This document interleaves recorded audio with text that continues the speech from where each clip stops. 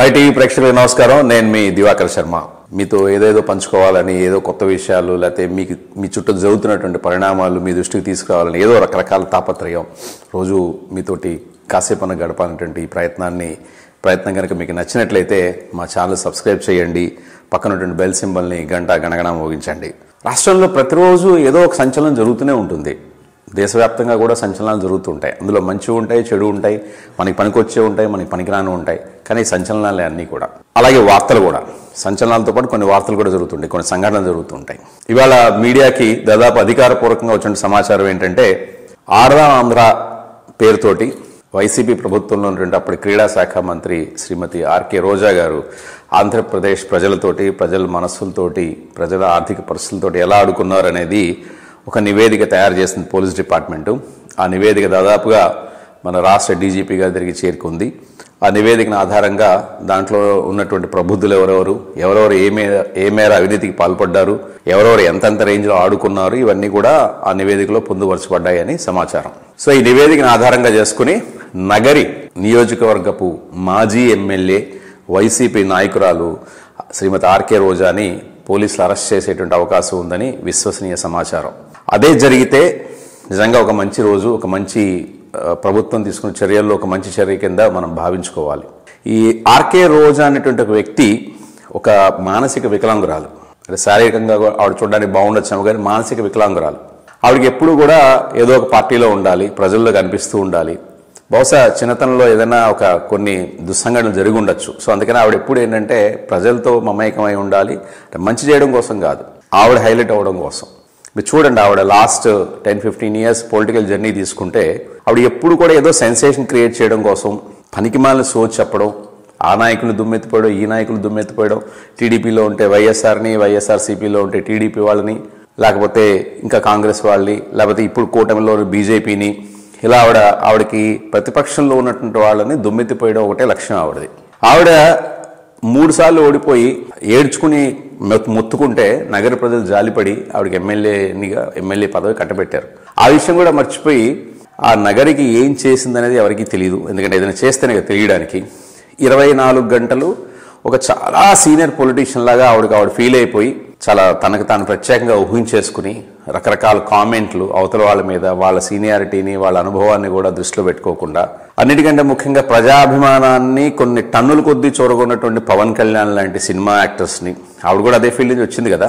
మరి పవన్ కళ్యాణ్ కున్నటువంటి ఫాలోయింగ్ ఏమిటో, అది రాజకీయ దక్షత, అతని మంచితనాలు, మంచి గుణాలు, తప్పొప్పులు, మంచి చెడులు ఇవన్నీ పక్కన పెడితే పవన్ కళ్యాణ్ ఇవాళ రాష్ట్రంలోనే కాదు, దేశంలోనే కాదు, ప్రపంచంలో కూడా ఒక మంచి బాగా ఫేమస్ అయినటువంటి ఒక సినిమా యాక్టర్. మరి అతన్ని గురించి బాహాటంగా తిట్టడం, దాన్ని ఇంకో పవన్ కళ్యాణ్ అభిమానులకి అది మనస్తాపం కలిగించడం, వాళ్ళు ఆవిడని ఇంకో మాట్లాడటం, మళ్ళీ నన్ను అన్నారా అని వాడు బాధపడ్డం, అంటే సిజోఫెనిక్ లక్షణం అది. ఆవిడే నిప్పండించుకుంటుంది, మళ్ళీ ఆవిడే మంటల రుస్తూ ఉంటుంది. ఇవన్నీ ఒక ఎత్తు అయితే, ఈ దేశంలోనే అత్యంత అశ్లీలకరమైనటువంటి ప్రోగ్రాముల్లో ఒకటైనటువంటి జబర్దస్త్ అనే ప్రోగ్రాంకి ఆవిడ వెన్నుముక. ఆ ప్రోగ్రాం అంటేనే అశ్లీలత.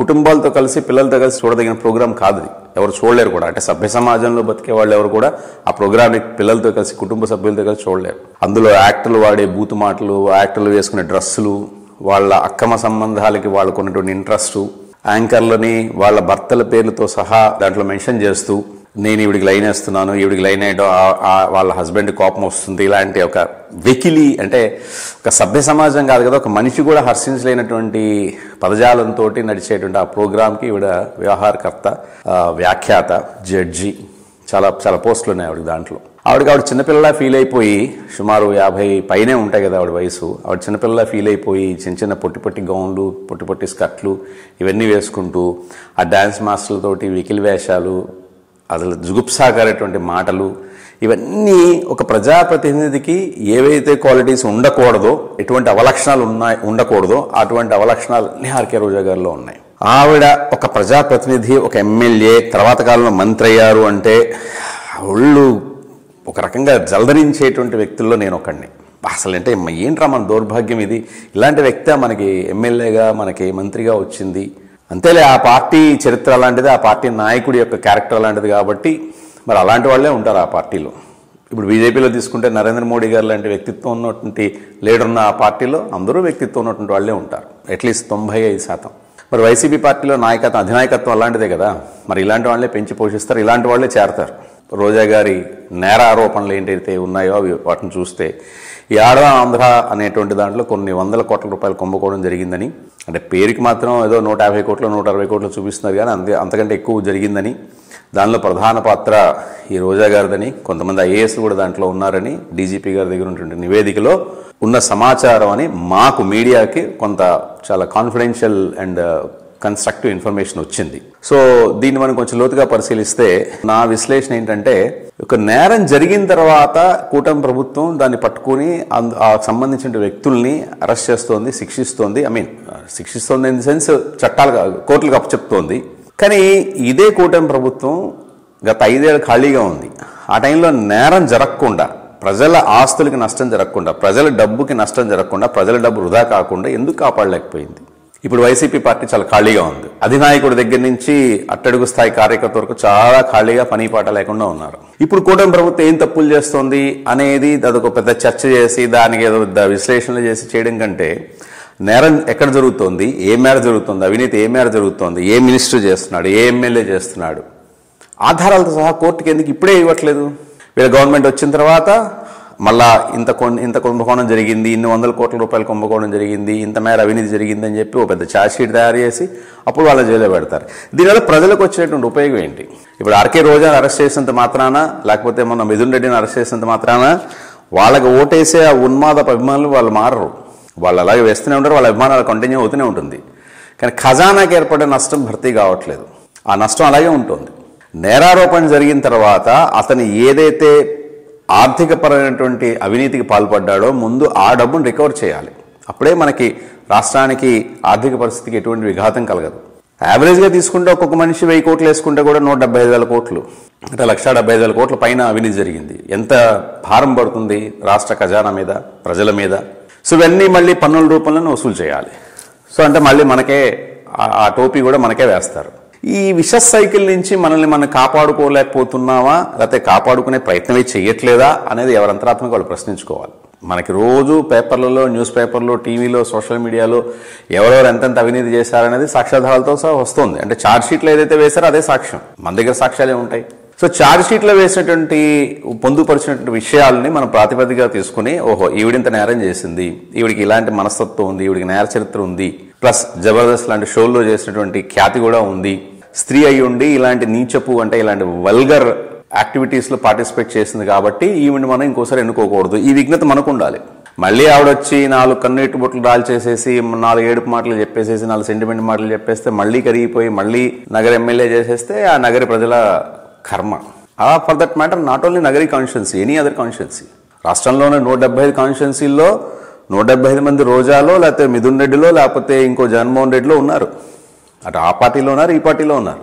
అవినీతికి పాల్పడినటువంటి రాజకీయ నాయకుడు ప్రస్తుత సమాజంలో లేడు. సో మనం చేయగలిగింది ఏంటి?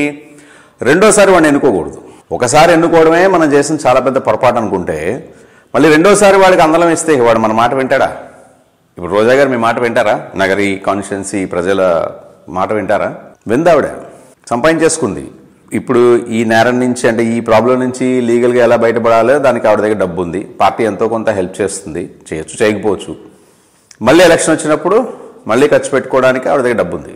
ఒక కొడుక్కి పుట్టినరోజుకి ఆవిడ ఒక బెంచ్ కార్ని జస్ట్ లైక్ దట్ అట్లా కానుగ్గా ఇవ్వగలిగిన స్థాయికి వెళ్ళింది అంటే ఎన్ని జేబులు చిల్లుపడి ఉండాలి? మన సామాన్యుల జేబులు ఎంతమంది జేబులు చిల్లుపడి ఉండాలి? చాలా బాహాటంగానే చెప్పుకున్నారు కదా అందరూ.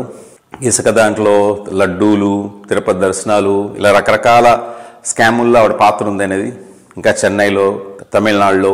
సో ఇవన్నీ వింటూ కూడా మనం ఈ చెవులో వింటూ ఈ చెవులో వదిలేయడం అనేది మన మూర్ఖత్వానికి నిదర్శనం తప్పిస్తే ఇంక వేరే ఏం లేదు. అంటే సాక్షాత్తు భగవంతుడి దిగి వచ్చినా కూడా బహుశా మనల్ని బాగు చేయలేడేమో ఇదే ట్రెండ్ కనుక కంటిన్యూ అయితే. స్పందించే గుణం మనలో ఎప్పటి నుంచి అయితే మాయమే అవుతుందో అప్పుడు మనం హక్కుల గురించి మాట్లాడే అర్హత ఉండదు మనకి. ఏ అర్హతతో మన హక్కుల గురించి మాట్లాడతాం? ఒక నేరం జరిగింది, అభిమానం అనే ఆ జబ్బు పక్కన పెడితే కానీ మన బతుకులు బాగుపడవు. ఇప్పుడు రోజా గారి అభిమానులకి రోజాని ఏమన్నా అంటే వాళ్ళ ఈగో దెబ్బతింటుంది. That's nothing but inferiority complex or identity crisis. అభిమానం అనేది ఇట్స్ సింప్లీ ఐడెంటిటీ క్రైసిస్. అభిమానం అంటే మనకు మన కుటుంబ సభ్యుల పట్ల తప్ప ఇంకా వేరే ఎవరి పట్ల అభిమానం ఉండకూడదు. గౌరవం ఉండొచ్చు, చాగంటి గారు లాంటి వాళ్ళ పట్ల, లేకపోతే గరికపాటి గారు లాంటి వాళ్ళ పట్ల గౌరవం ఉండొచ్చు. అభిమానం ఏంటి? రోజా గారినే తీసుకుందాము. 4 వెహికల్ డ్యాన్స్లో, 4 వెహికల్ మాటలో, వెహికల్ డైలాగులో చెప్తుంది జబర్దస్త్ షోలో.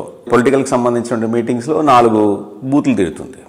అంతకుమించి ఆవిడైనా ఎప్పుడైనా సరే నగరి ప్రజల అభివృద్ధి గురించి కానీ, నగరి పట్టణాభివృద్ధి గురించి కానీ, ఆ ప్రాంత తన కాన్స్టిట్యున్సీల అభివృద్ధి గురించి కానీ, మంచినీళ్ళు సదుపాయాలు, డ్రైనేజీ, ఓపెన్ డ్రైనేజీ, రైతుల కష్టాలు, కరెంటు కష్టాలు, విద్యార్థుల కష్టాలు, ఆడపడుచుల కష్టాలు, వితంతువుల కష్టాలు, ఇలాంటి వీటి గురించి ఎప్పుడైనా మాట్లాడింది ఆవిడ? ఉద్యోగుల కష్టాలు ఎప్పుడైనా పోరాటం చేసిందా? మీకు తెలిసే ఉన్నా? మీ దగ్గర ఏమైనా ఆధారాలు ఉన్నాయా? ఉంటే నాకు పంపించండి, నేను కరెక్ట్ చేసుకుంటా. సారీ అండి, నేను చూసుకోకుండా మాట్లాడానని చెప్పి నేను క్షమాపణ చెప్తా. ఇలా ప్రతి ఎమ్మెల్యే గురించి, ప్రతి ఎంపీ గురించి మనం విశ్లేషణ చేసుకుంటే రాష్ట్రం బాగుపడడం ఆటోమేటిక్గా జరుగుతుంది. జరుగుతుంది. ఎవరు పెద్దగా శ్రమపడక్కర్లేదు. కానీ ఎప్పుడైతే అభిమానం అనే పొర మన కళ్ళను కమ్మేస్తుందో జీవితంలో బాగుపడాలనే కోరిక కూడా నేరమే అవుతుంది. సో ఫ్రెండ్స్, దయచేసి ఈ అభిమాన పొరల్ని తొలగించుకుని రాష్ట్ర అభివృద్ధికి ఎవరు ఇండివిజువల్గా వాళ్ళు ఏ రకంగా పాటుపడగలరో అది ఆత్మపరిశీలన చేసుకుని రోజులో 5 నిమిషాలు కనీసం రాష్ట్ర అభివృద్ధికి ఏం చేయాలని దాని గురించి ఆలోచించి మన ఎలక్షనీరింగ్ సిస్టమ్ని మార్చేటువంటి ఆలోచనతోటి రండి. నేను చెప్పే సూచనలు, సలహాలు, నా ఇన్ఫర్మేషను మీకు నచ్చినట్లయితే కామెంట్ రూపంలో తెలియచేయండి.